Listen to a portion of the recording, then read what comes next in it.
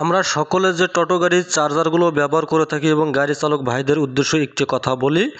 একটি চার্জার যখন আমরা বাদাই করি এবং আমরা ব্যাটারির সাথে এম্পিয়ার এবং ভোল্টেজ একুরেট করে কিন্তু আমরা একটি চার্জার ডেলিভারি দিয়ে থাকি। সকল ইলেকট্রিশিয়ান ভাই যারা রয়েছে তারা কিন্তু একুরেট করে অবশ্য দিয়ে থাকে। তো অনেক টোটো চালক ভাইদের একটু ভুলের কারণে কিন্তু চার্জারগুলো জ্বলে যায়। তো আসলে এটা আমি বলি ইলেকট্রিশিয়ান ভাইদের কোনো দোষ হয় না, এটা দোষ হয় চালক যারা ব্যবহার করে তাদের। কারণ একটি মিস্ত্রি কখনো চাবে না যে একটি টোটো চালক ভাই একটু ক্ষতিগ্রস্ত হোক। সকলে চায় একটি কাজ ভালো হলেও অবশ্যই আপনার দ্বারা একটি কাজ আসবে, এই আশা করে সকলে কিন্তু ভালো কিছুভাবে কাজ করার চিন্তা ভাবনা করে থাকে। তো টোটো চালক ভাইরা অনেক সময় করে কি ভুল করে ওভার কাটা মেরে দিয়ে থাকে, এই ভুলগুলো কখনো করা যাবে না। তো ইলেকট্রিশিয়ান ভাই যে সাজেশন দেয় সেই সাজেশন অনুযায়ী কাজ করবেন এবং চার্জার ব্যবহার করবেন, তবে অবশ্যই কিন্তু আপনার জিনিসটা টেকসই এবং বেশি হবে।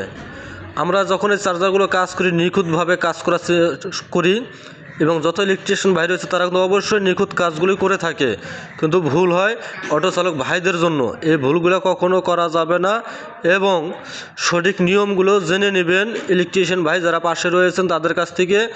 তবে আপনারা একটি গাড়ি চার্জিং করবেন 1 কাটার থেকে 3 কাটার মধ্যে গাড়ি চার্জিং করে নেবেন এবং চার্জার একুরেট করে নেবেন। অবশিষ্ট কাটা 1 কাটা বা 2 কাটা হাতে রাখবেন।